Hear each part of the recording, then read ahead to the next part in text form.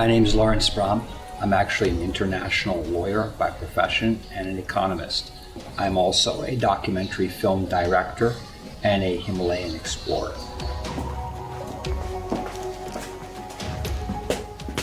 I came in 1981 as a student, and I was part of the second batch of American students to actually come to China and study Chinese. People in those days really thought I was out of my mind to stay here, to want to commit to being part of China. We were pioneers of the China-US relationship.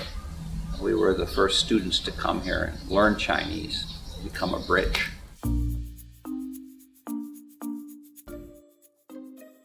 So I sat back and I thought, if you were going to say one thing that captures the essence of China, what would it be?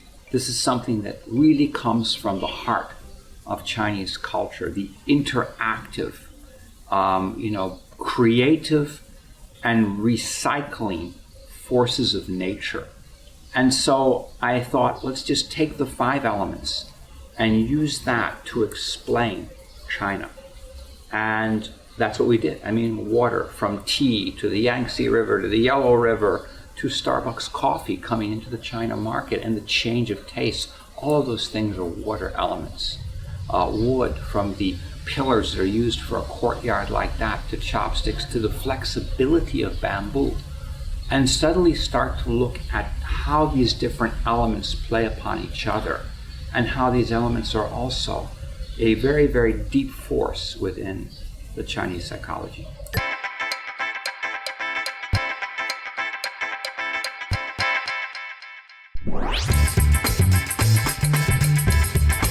China was a melting pot of ideas because of its position in trading networks historically, and because of, I think, the nature of Chinese people to absorb.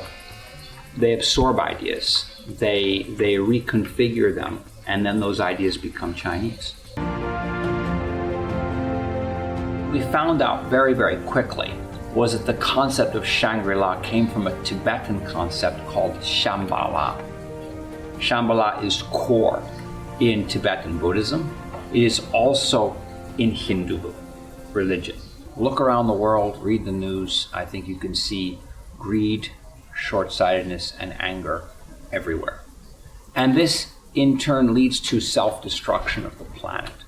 And according to the legend of Shambhala, that the teachings of kindness, compassion, respect of nature, respect of mankind are held in a realm north of the Himalayas called Shambhala.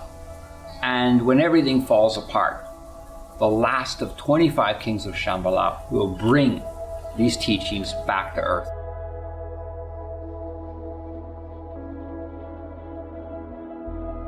The whole concept of Shambhala is to change that mindset and to bring about change through action.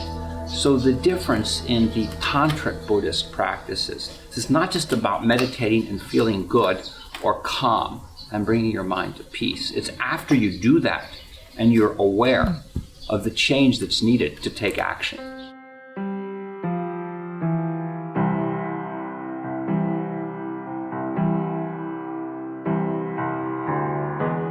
I've lived in China most of my life. I keep my own identity. I don't think that I'm Chinese. I've adopted many aspects of Chinese living, lifestyle. I have very much embraced many of the traditional philosophies, but I'm also an American. I also have my own identity as an American.